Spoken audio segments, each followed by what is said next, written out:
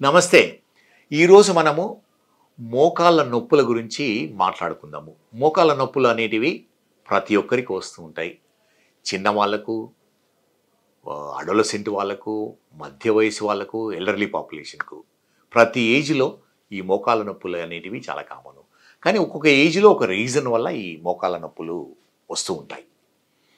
చిన్న పిల్లల్లో మోకాళ్ళ నొప్పులు రావడానికి పాసిబిలిటీ ఏంటిదంటే విటమిన్ డి డెఫిషియన్సీ వల్ల మోకాళ్ళ నొప్పులు రావడానికి ఉంటుంది. తర్వాత మాల్ న్యూట్రిషన్ అంటే ఫుడ్లో సరిగా ఉండకపోవడం వల్ల enough proteins, enough minerals, vitamins తీసుకోకపోవడం వల్ల మోకాళ్ళ నొప్పులు వస్తూ ఉంటాయి. ఇవన్నీ నార్మల్గా ఉన్నప్పుడు గ్రోయింగ్ ఏజ్లో అంటే బిట్వీన్ 8 to 12 ఏజ్, తర్వాత 6 to 12 ఏజ్లో సడన్ గ్రోత్ స్పర్ట్ వచ్చినప్పుడు ఈ మోకాళ్ళ నొప్పులు వస్తాయి. వీటిని గ్రోయింగ్ పెయిన్స్ అంటాము.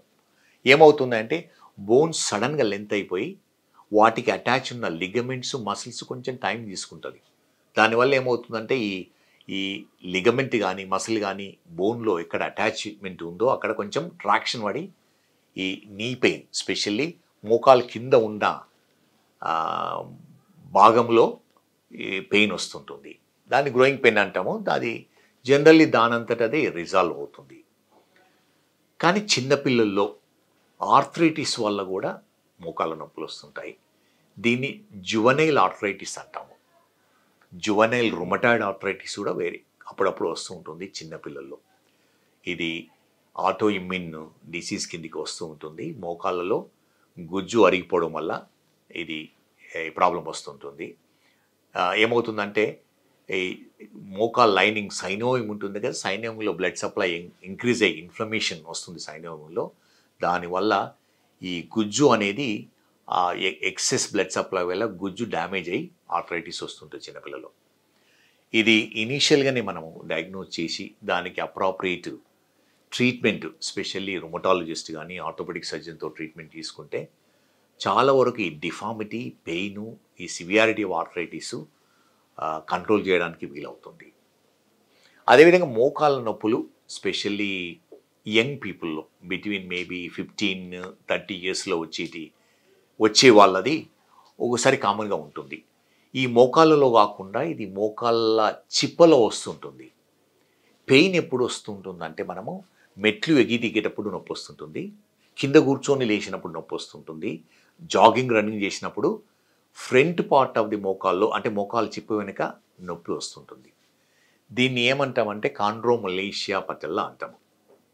అంటే మోకాలు చిప్ప వెనుకాల ఉన్న గుజ్జు కొంచెం డ్యామేజ్ అయ్యి సాఫ్ట్గా అయ్యి ఇర్రెగ్యులర్గా అయి నొప్పి వస్తుంటుంది. ఇది ఎందుకు వస్తుందో ఇంకా పూర్తిగా మనకు అవగాహన లేదు. కానీ దీన్ని anterior knee pain or కాండ్రోమలేషియా patella అంటాము. చాలా వరకు ఈ ప్రాబ్లము దానంతటే అది రిజాల్వ్ అవుతుంది. కొంతమందిలో ప్రాబబుల్ ఇది ప్రొలాంగ్డ్ అయి ఆర్థరైటిస్కు కూడా లీడ్ చేయడానికి వీలవుతుంది. ఈ ప్రాబ్లం ఉన్నవాళ్ళు మెట్లు ఎక్కి దిగినప్పుడు నొప్పి వస్తుంటుంది. అదేవిధంగా నాయిజీ జాయింట్ అంటే క్రెపిటస్ క్రీకింగ్ నాయిస్ వస్తుంది. కింద కూర్చొని లేచినప్పుడు, మెట్లు ఎక్కి దిగినప్పుడు మన మోకాళ్ళు ముందు అంటే ఈ మోకాలు చిప్ప వెనుకాల శబ్దం వస్తుంటుంది, క్రెపిటస్ అంటాము. ఇది ఈ సర్ఫేస్ రఫ్ సర్ఫేస్గా ఫామ్ కావడం వల్ల ఈ క్రెపిటస్ అనేది వస్తుంది. ఒక్కోసారి ఇది నొప్పి కూడా ఉండదు.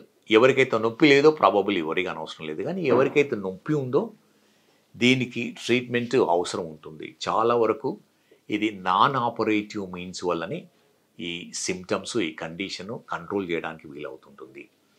మోస్ట్ ఆఫ్ ది ఇంపార్టెంట్ది ఎలా అంటే మన కండరాలు, మోకాలు చుట్టూ ఉన్న కండరాలు, స్పెషల్లీ థై మసిల్స్ స్ట్రాంగ్ చేయడం వల్ల ఏమవుతుందంటే ఈ మోకాలు చిప్ప ప్రొటెక్ట్ అవుతుంది, మోకాలు ప్రొటెక్ట్ అవుతుంది. అదేవిధంగా హెల్దీ డైట్ అనేది చాలా ఇంపార్టెంట్. మన మోకాల్లో ఉన్న గుజ్జుకు కావాలంటే గుడ్ క్వాలిటీ ప్రోటీన్ కావాలి. మీట్, పప్పులు, డ్రై ఫ్రూట్స్, ఇటువంటివి పీనట్స్ ఇటువంటివి తినడం వల్ల మనకు గుడ్ క్వాలిటీ ప్రోటీన్ అందుతుంది. అదేవిధంగా ఫ్రెష్ వెజిటబుల్స్, ఫ్రెష్ ఫ్రూట్స్ తినడం వల్ల ఎనఫ్ మినరల్స్, కాల్షియము, మనకు అందుబాటులో ఉంటుంది. అదేవిధంగా విటమిన్ డి సప్లిమెంటేషన్ కూడా అవసరం ఉంటుంది. So most of the time ఈ యంగ్స్టర్స్లో వచ్చే నీ పెయిన్ చాలా వరకు తక్కువ అవుతుంది ట్రీట్మెంట్ తీసుకోవడం వల్ల. ఓసారి ఏమవుతుందంటే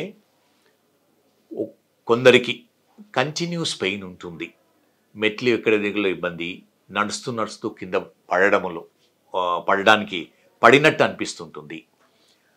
సో ఇది ఎవరికి అవుతుందంటే ఎవరికైతే యాక్సిడెంటో ఇంజురీ అయ్యి నడుస్తున్న సోసారి స్లిప్ అయిపోయి మోకాలు దెబ్బతినడం వల్ల, టూ వీలర్లో యాక్సిడెంట్ కావడం వల్ల, స్పోర్ట్స్ ఇంజురీస్ వల్ల ఏమవుతుందంటే ఇంజురీ అయిన తర్వాత నొప్పి వస్తుంది, స్వెల్లింగ్ వస్తుంటుంది, డాక్టర్ దగ్గరికి వెళ్తారు, ఎక్స్రే తీయించుకుంటారు. ఎక్స్రేలో చాలా వరకు నార్మల్గా ఉంటుంది, ఎందుకంటే బోన్ ఏం విరగలేదు. కానీ మోకాల్లో ఉన్న లిగమెంట్స్ కానీ కార్టిలేజ్ కానీ డ్యామేజ్ కావడం వల్ల ఈ పెయిన్ కానీ స్వెల్లింగు, ఈ స్టిఫ్నెస్, లాకింగ్ సెన్సేషను ప్రొలాంగ్ అవుతుంటుంది. ఇది చాలా ఇంపార్టెంట్. ఇది ఇనీషియల్గానే డయాగ్నోజ్ చేసి ట్రీట్మెంట్ చేయడం వల్ల most of the time ACL ligament కానీ కార్టిలేజ్ కానీ డ్యామేజ్ కావడం వల్ల ఈ సిమ్టమ్స్ ఉంటాయి. అందుకని ఎవరికైతే ఇంజురీ ఉండి నొప్పి కానీ స్వెల్లింగ్ కానీ లాకింగ్ కానీ గివింగ్ వే సెన్సేషన్ ఉందో వారు ఎంఆర్ఐ స్కాన్ తీసుకోవడం చాలా ఇంపార్టెంట్. ఎంఆర్ఐ స్కాన్ తీసుకుంటే మనకు ఈ లిగమెంట్ డ్యామేజ్ కానీ కార్టిలేజ్ డ్యామేజ్ కానీ డయాగ్నోజ్ అవుతుంది. దాన్ని మనం ఇమీడియట్గా ట్రీట్మెంట్ తీసుకోవడం వల్ల ఫర్దర్ డ్యామేజ్ ప్రివెంట్ అవుతుంది, ఆర్థరైటిస్ ప్రివెంట్ చేయడానికి వీలవుతుంది. దీన్నే జాయింట్ ప్రిజర్వేషన్ అంటాం. అంటే మన జాయింట్ని మనం ప్రొటెక్ట్ చేసుకోవడము, నార్మల్ కార్టిలేజ్ నార్మల్ లిగమెంట్స్ని హెల్దీగా మెయింటైన్ చేయడం వల్ల మన నీ జాయింట్ చాలా వరకు హెల్దీగా ఉంటుంది. ఇక వస్తే మిడిల్ ఏజ్లో ఎల్డర్లీ ఏజ్లో ఆస్టియోఆర్థరైటిస్ అంటాం. అరుగుదల వల్ల నీ పెయిన్ వస్తుంటుంది. ఇది ఎందుకు వస్తుందో ఎవరికి తెలియదు, కానీ ఏమవుతుందో మాత్రము మనకు బాగా అండర్స్టాండింగ్ ఉంది. డే టు డే యాక్టివిటీస్ వల్ల ఏమవుతుందంటే మైనర్ ఇంజరీస్ వల్ల ఈ మోకాలు గుజ్జు అనేది కొంచెం డ్యామేజ్ అవుతుంది. నార్మల్ పీపుల్లో ఈ మోకాలు గుజ్జు అనేది దానంతట అదే రిపేర్ అవుతుంది, మనకు ఆ కెపాసిటీ ఉంటుంది.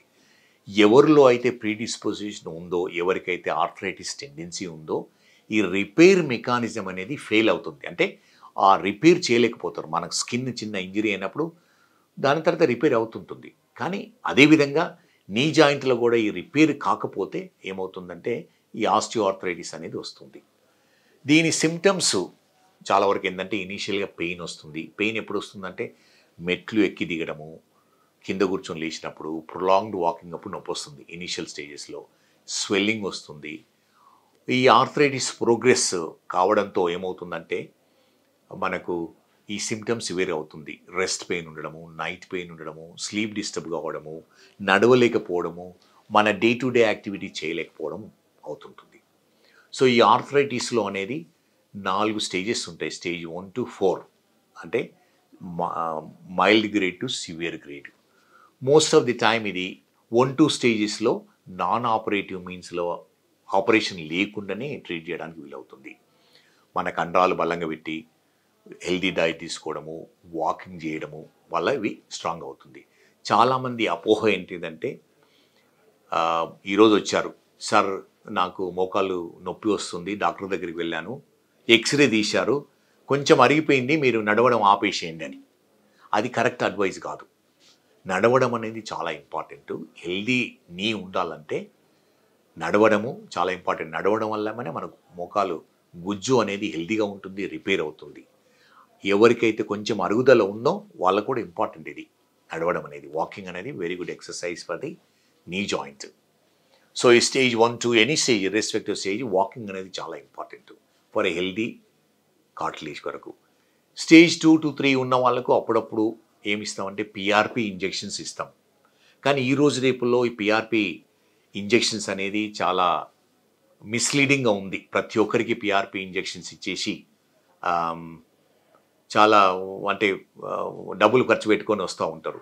సో సెలెక్టెడ్ పీపుల్కు ఈ పిఆర్పి ఇంజెక్షన్ పనిచేస్తుంటుంది. కానీ ఎవరికైతే సివియర్ ఆర్థరైటిస్ ఉందో, ఎవరికైతే లూజ్ బాడీస్ లోపల ఉన్నో, ఎవరికైతే ఫ్లూయిడ్ ఉందో, సివియర్ డిఫార్మిటీ ఉందో ఈ పిఆర్పి ఇంజెక్షన్ తీసుకోకూడదు. తీసుకోవడం వల్ల మీకేమీ బెనిఫిట్ ఉండదు.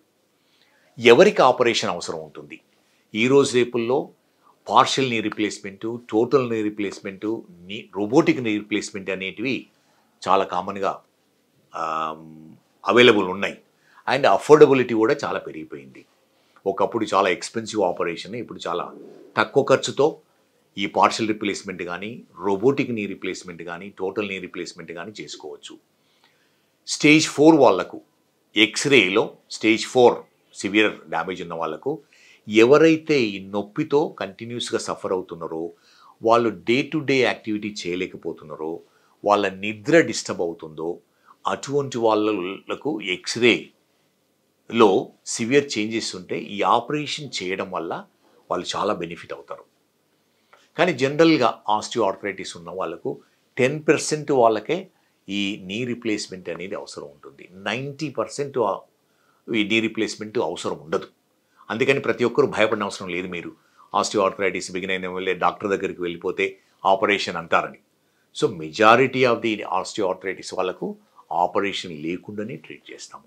కానీ ఎవరికైతే ఆపరేషన్ అవసరం ఉందో తప్పనిసరిగా ఆపరేషన్ చేయించుకోవాలి. ఎందుకంటే మీ క్వాలిటీ ఆఫ్ లైఫ్ చాలా ఇంప్రూవ్ అవుతుంది. అండ్ ఈరోజు రేపుల్లో సింపుల్ ఆపరేషన్ అయిపోయింది, 25-30 మినిట్స్లో ఆపరేషన్ అయిపోతుంది.